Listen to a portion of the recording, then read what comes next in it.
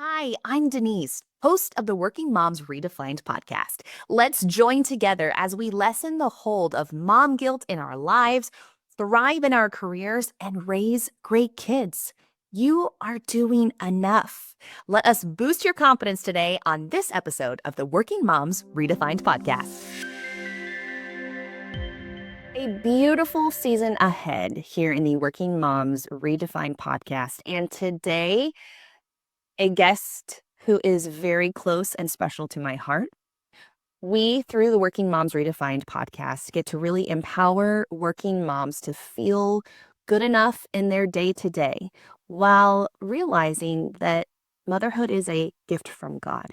And one of the people in my life that models that more than anybody is Sarah Stevens. Now, Sarah is a mom, a wife, but most importantly, she is a follower of Christ. And that is seen in her actions day in and day out. In addition to all of those roles, she's also the executive director of Horizons in Quincy. In the show notes are opportunities for you to learn about Horizons, but ultimately, it is a reflection of God's love here on earth. And that poses a fabulous topic for us to discuss about how do we teach our children to be servant leaders, to put others before themselves, to model the love of Jesus in our day-to-day life. And no better person, as I've said, than Sarah to model that.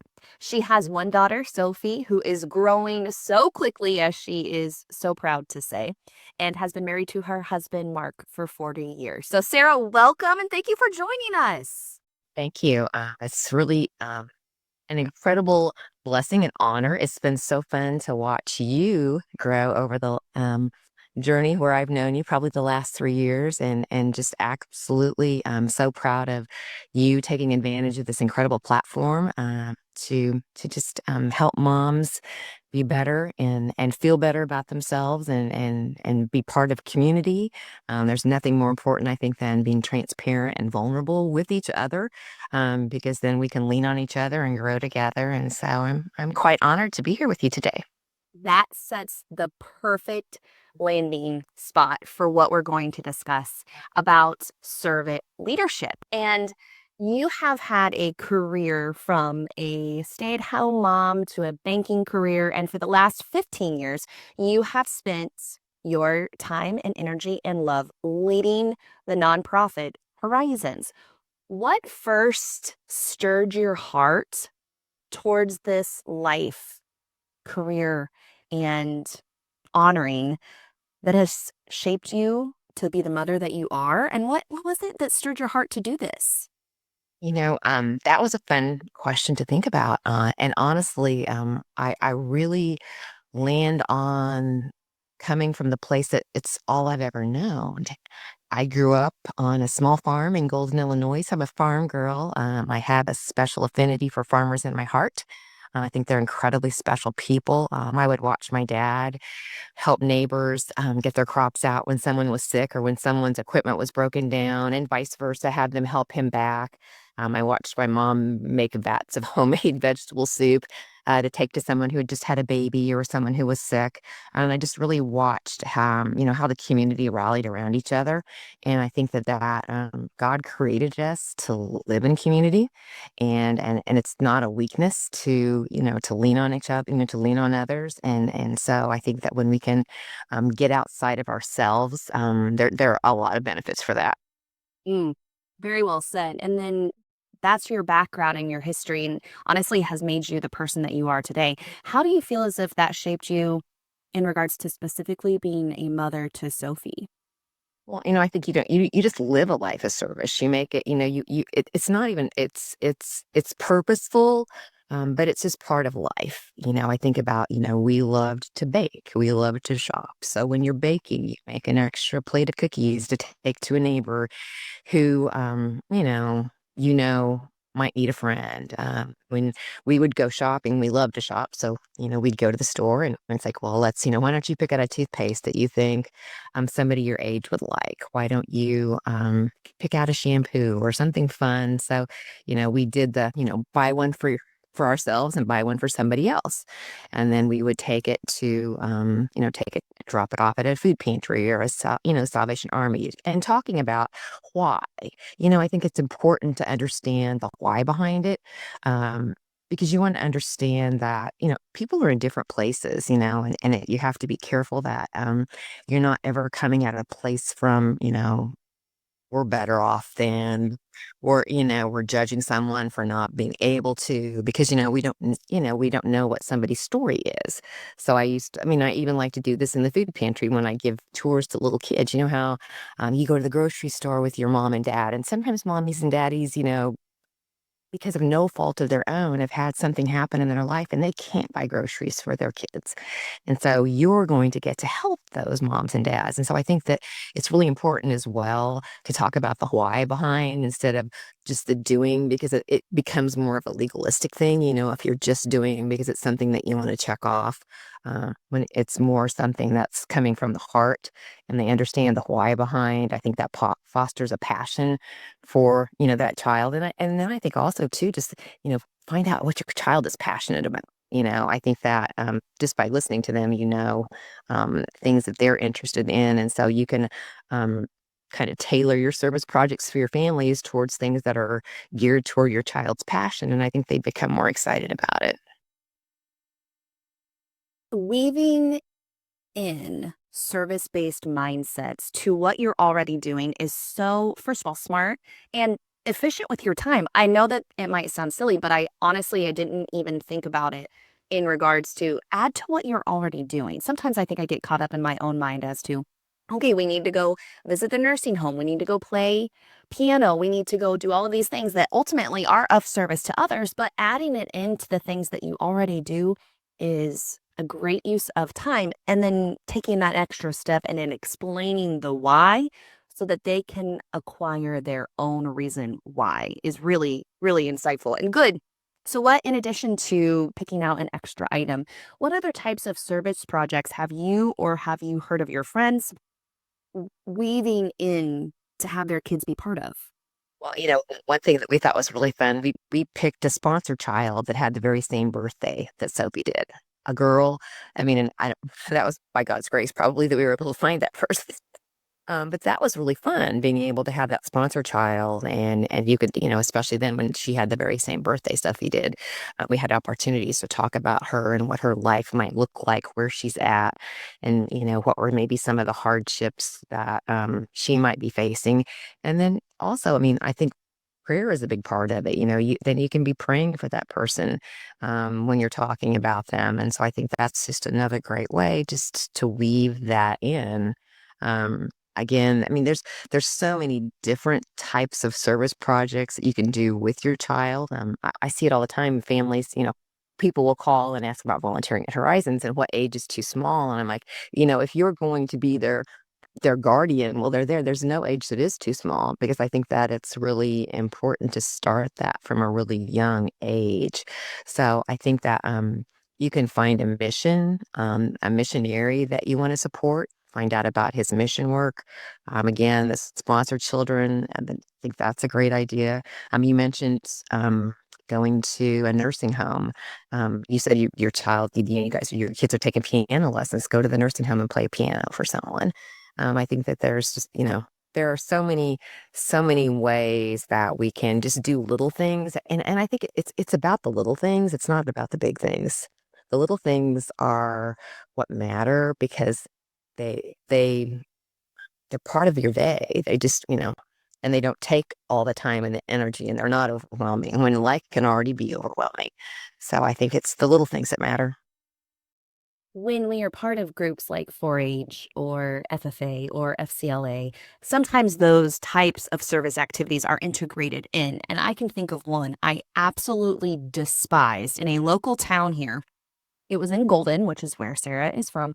We, the Country Cousins 4-H Club, were in charge of planting and weeding the marigolds that spelled out Golden in the side of the hill. Every year, we knew that that was expected of us. Did I do it with a heart that was pure? Yes, because I do believe that is who I am to a core. But did I do some heavy breathing and annoyance? Yes. And yet, having done things for someone only to benefit others, while me not so much enjoying it, there's a lesson there. I'm not telling you to put your kids in sports that they don't like. I'm not telling you to put them in activities. I am telling you to potentially press your child to that window, had to have them see what is capable, because maybe they just don't know. Maybe I had planted and weeded these flowers and I would have found a love for horticulture. That did not happen, but you just never know. You never know. And so, before we go much further into asking you about the demands and the challenges that you experience as a nonprofit leader and being a working mom, can you explain what Horizons is to our listeners? Okay. Well, Horizons is a soup kitchen and a food pantry, but I say it's so much more than that. Food is what brings people in the doors at Horizons. But once they get inside, I think that they feel seen, they feel loved, they feel valued, and then those things ignite sometimes a renewed interest in life and hope. And so that's when we feel like our real work comes into play, and really just loving them well, and hopefully helping them find their purpose, and discover the roots of what has brought them to Horizons to begin with. For a lot of people, it can be addictions. And so we have an incredible addiction recovery program. And so that's just an amazing thing. I think a lot of people know we do food really well, but I don't necessarily know they know the rest of it. And then it's kind of crazy when the volunteer part of it is such a big thing. We had over 19,000 volunteer hours last year. And I love to see the transformation in a person. You know, you kind of like when you're talking about planting your flowers and you didn't really like it, it's easy to see when you have a volunteer who doesn't really want to be there, but they're there because they feel like they have to. It's a box to check, or they're part of, a group that's brought them along. And we've had some, I would go back to the 15 years ago, some kind of people that were, a little curmudgeon-y, if I'll use that word. And then to see the transformation in them, to see their hearts become soft, and to see them become regular volunteers, to see them become personal donors. That's an incredible thing. I've got someone who's become a good friend. That's one of the blessings of Horizons. I've got to know, just like you, so many amazing people. Because of my work, she would tell the story of coming one day to volunteer, being completely exhausted from her work, and she worked really hard when she was at Horizons, but she noticed that when she left, she felt energized. She felt like it was life giving. She felt like, she had gotten so much more than she had given from her time there as a volunteer. And I think that when we can live outside of, get outside of ourselves, and you don't have to look too far to find somebody who needs help. And so I think that it helps to be more great. It makes me more grateful. That's the one thing that I think that being at Horizons helps keep me humble and grateful. And there's so many benefits for that. I think you might be the one that said this, or one of our good friends maybe said this, that anxiety and gratitude can't live in your mind at the same time. And so, we talk so much about mental health issues these days, and all the anxiety that everyone's facing, all the stress that everybody's facing, and when you have a grateful heart, the gratitude and the anxiety can't live in your mind at the same time. And so I think you don't have to look too far when you're doing service work to recognize all the reasons that you have to be grateful. With your experience in that and seeing so many transformations, see specifically in young adults that have started with a service and leadership and giving mindset at a younger age over their time with you or within our community. Well, I think it fosters resiliency in them. It deepens their empathy. Um, it helps them to get outside of themselves. And there's so many things in this world that want to say, me, me, me, it's all about me. And I got to tell you, because I can be guilty of this, when I spend too much time focusing on me, usually does not end up in a good place. And so I think that the ability to, again, to just get outside yourself. It builds character. It builds character. It it grows the community. It builds the community, and it also it can create a hopefulness in not only the individual who's doing the serving, but hopefulness for the people that are being served. Think about the times when somebody's done something really special for you. That was something that you knew was a servant-hearted act on their part. And they took the time to do that for you, Denise, or they took the time to do that for me, Sarah. Makes me feel really special and it makes me feel hopeful. And so I think that there are multiple benefits of you know, developing that servant heart at a young age, because it's not, and it's not just going to happen.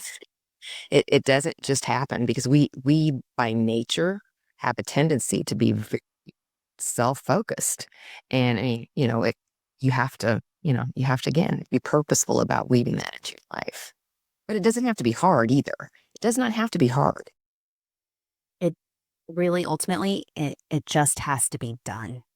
Mm-hmm. That's where, how do you start realizing or recognizing that now is the right time? Well, I'll be the first person to tell you it's always the right time. Got to pick the time. We got to make the time. And as you're talking about this selfless mentality and this mindset, 10 minutes ago, I left the school from an award ceremony, and there was a lot of kids up at the front, and there were several people chosen for specific awards, and we were able to celebrate them at the end. However, a sweet little 6-year-old boy who was nominated, named Hudson, that did not receive the award, came up to me and started to be tearful. Mommy, I didn't get chosen. I didn't win. Now, he is pretty good at sports. He has won previous things. And so a little part of me in that moment extended him grace, but I did not speak that with my words. I literally said, Hudson, do not make this about you right now. We are here to celebrate your sister. This is not about you. And then he said to me, I'm not trying to make it about me. I'm sad. And then in my mind, I'm like, crap, I don't want to negate his feelings. But as I'm replaying that scenario in my head right now and listening to you, he very much could benefit from being put in situations like servant leadership at Horizons or at a nursing home or at a food pantry or Connect Family Services, anything like that, that shows it without me having to say, this isn't about you. And so it's moments like that where we as parents can reflect and look back and say, ooh, if I needed proof, there was some. And I'm humble and enough to realize that that is something that we can work on with him. Sydney will do it because she knows it's the right thing to do. And I'm not saying that Hudson doesn't, but it's having those conversations now so that 2, 3, 4 years from now, we don't continue to have moments like this. And I would say that that's partly my motivation into, okay, we're ready. We're ready to do the next, because it's different than dropping off food for Horizons. It's in addition to shopping for Christmas presents for those that are less fortunate. It's different, and that's okay. That's okay. And it could be, and it's in all the little small moments. Because even in that moment, sometime now he can maybe encourage a friend who doesn't win something that, it's okay to not win that. It's okay to not get that. I remember a situation when that happened to me. Here's what my mom said. It's funny. I would a lot of times think that Sophie wasn't listening to me, and then I would hear her say the very same thing I'd said to her to somebody else. And so I think that one of the most important gifts that we can give our children is a life anchored in our values. When we lead with love, when we stay grounded in our faith, when we make time for the things that matters, we're winning. And that's where it doesn't have to be big. It just, and I'm going to say that, faith is the whole pie. It's, when we operate out of faith, our love looks different. When we operate from our faith, the use of our time, it looks different when we because there's a motivation behind it that's pure hearted. And so I think that, giving is, I remember hearing a message from one of our pastors early on and kind of when I was, growing in my faith, talking about how giving is a form of worship. We're actually worshiping God when we give. And I'm like, gosh, that was a game changer for me. It made me think differently about my generosity. It made me think differently about, wow, I'm honoring God with my generosity. I'm honoring, and generosity, it doesn't have to be money. Many times it's not. I always say time is one of our most precious resources. Can't buy more, you can't make more. And so when somebody gives me their time, when somebody gives Horizons their time, wow, I value that. An incredible gift. Uh, yeah. We are all thinking, I know, okay, how can I get involved? And we'll get to that in one moment. Before we do that, Sarah, you are obviously one of the most selfless people on this entire earth. And for a moment, could you share maybe some of the challenges that you experienced as a working mom and working outside the home in a life of service at the nonprofit? Well, I would say you don't have to do it. Can you say that again? I need That you don't have to do it. I started to say you don't have to do it all perfectly because for me that's a challenge. But then I just so I think that's twofold. You don't have to do it all, and you don't have to do it all perfectly.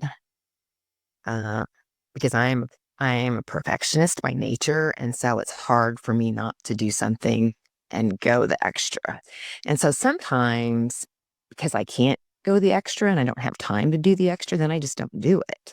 And so I think that I missed the mark in that opportunity. It's funny. I was listening to one of your podcasts with your mom, and you were talking about cookies and homemade cookies, and I remembered that I resonated so much with that. Because I felt like, okay, I had to make the homemade cookies and I had to make the homemade cupcakes with the fancy icing and the frosting. And sometimes, like you just don't have the margin in your life to do that. And then also I would find that if I went ahead and did it, I just was exhausted. And then, you know how that affects your attitude. And so, you're better off sometimes. First of all, it's okay to say no. I think it's okay to say no, and you have to give yourself permission to say no. And then it's okay to know that there are simpler ways to do things. Mm.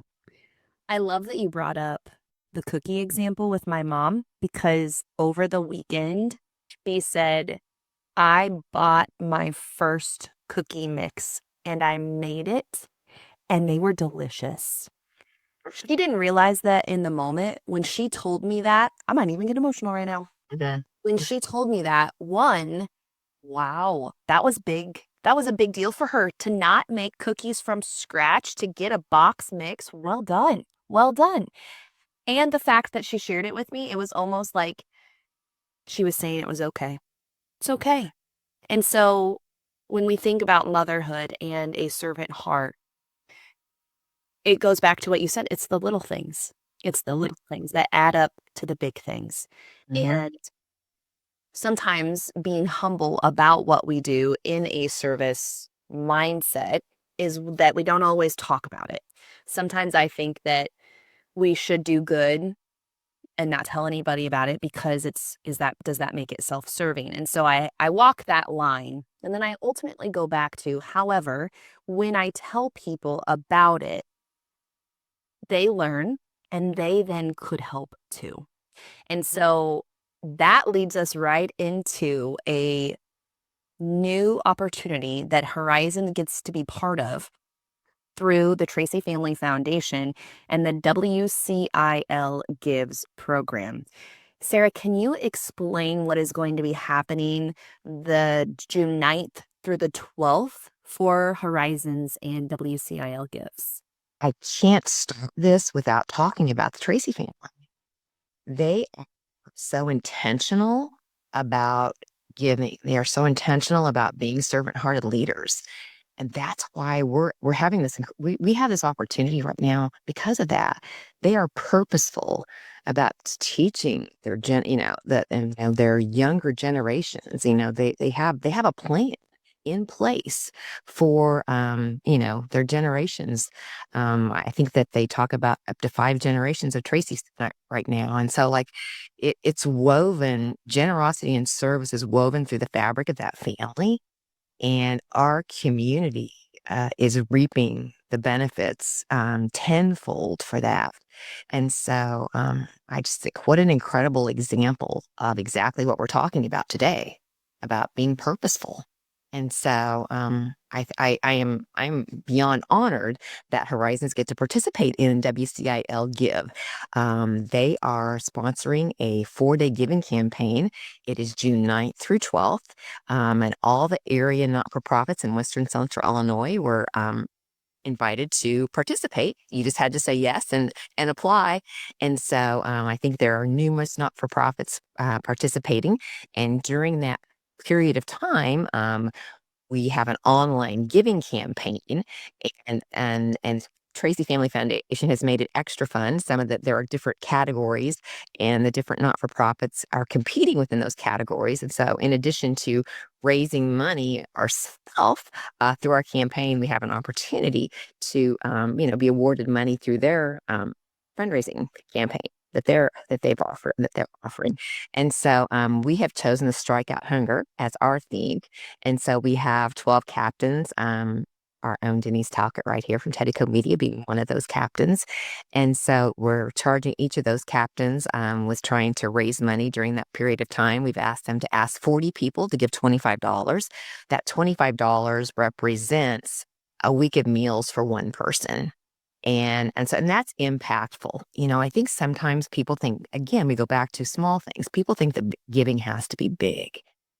Giving doesn't have to be big. If enough people band together, work shoulder to shoulder, we can make a really big impact. And so I love the proverb, many hands make light work. And I think that that's exactly,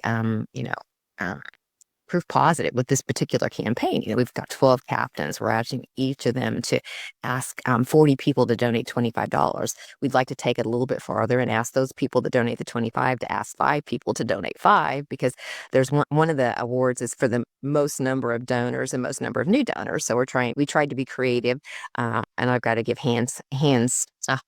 a big round of applause to Deanna Twaddle for her incredible campaign that she has really come up with on her own and inspired by God. And so, yeah, do you think that explained it? Well, you can go to, we're going to have it on social media. Hopefully our captains are going to be reaching out to people. I think you've got information on your site about it. So we just want to say thank you to you for saying yes to coming alongside and hopefully doing something that is not too time consuming, but incredibly impactful. And they have a star-studded lineup for their team captains as well for this campaign through WCIL Gives. There are politicians, there are former presidents of colleges, there are those within, it is mind-boggling. A mayor, a principal, it is so cool to be alongside these team captains, and such a true honor. And so if you were thinking, okay, in the next 2 or 3 weeks, I'd like to get a plan together to go and serve with my kids, and yet it's still on my heart right now to make a difference, we are asking that between the dates of June 9th and the 12th, that you visit the website that is in the show notes that will be on the Working Moms Redefined social pages, Horizon social pages, because Sarah, why is it so important that they do it between the June 9th and 12th dates? That is the actual competition date. Obviously, as a fundraiser, we're happy to have a donation at any point in time, but the donations that come in the 9th through the 12th count towards the fundraising competition, and we have opportunities to make extra money because the Tracy Family Foundation has designated categories, again, like for the largest campaign, the most donors, the most new donors, the most creative campaign, So they're making it fun. They're making fundraising fun. And it really, I got to tell you, it's been a really fun process. I've gotten to, again, just, reconnect with some old friends, asking them to participate. Just seeing again, Deanna's joy really in creating this amazing campaign, the excitement of the people as we talk about it. And again, being able to talk about, the importance of giving and how sometimes people think, oh, $25 doesn't really make that much difference. Well, for that one person, it makes a big difference. Makes a big difference. And Makes a huge difference. you can feed a person for 1 week with your $25 donation. And so if it is on your heart to do so, feel free to do it now. You can. Nobody's going to be mad at you, much like Sarah said. If you want to visit this link and donate now, you can donate towards our team, or you can set a reminder and choose that during June 9th and 12th, you give up, a couple Lotus drinks or a couple iced coffees. Or in my case lately, I'm a big fan of hula bowls. Me too. Two of those literally feed somebody for a week. And that, in my mind, is a great first or next step. Sarah, you give such grace and love and value to those who get to walk alongside you in life. And when we talk about that servant heart, you are the epitome of that. And when people experience Horizons, you will be the last person to take any credit for it, because yes, we know that that is God's work and you have an amazing team to do it as well. But there is a testament to the person that leads. And so thank you for doing what you do day in and day out, and for sharing ways that us working parents can feel better about creating this type of mindset for our children. So thank you, thank you, thank you. Anything else you'd like to add? No, I am honored to be here with you today and so proud of you and again, just how you're using this platform for good. If you want to learn more about Horizons, you can visit horizonsquincy.com. That website will also be in the show notes. If you want to learn more about the Tracy Family Foundation or the WCIL Gives, all of those show notes, as well as a direct link to the donation direct link to the donation page is available in the show notes as well. Remember, you all are doing a fabulous job raising your kids, thriving in the workplace, and showing up. And this is another way to fulfill your heart and not add more to your plate, because you are doing good enough. With that, we part ways and remind you that you can do hard things. Thank you for listening to the Working Moms Redefined podcast. It is not lost on me that you chose to spend time together. Thank you. Let's connect outside of this space on socials. We'd love for you to follow us on Instagram, Facebook, LinkedIn, Pinterest. We've got it all to connect with you. If you feel as if someone in your life could be impacted by this message, feel free to share it. That is the biggest compliment. As we part ways together, remember, you can do hard things.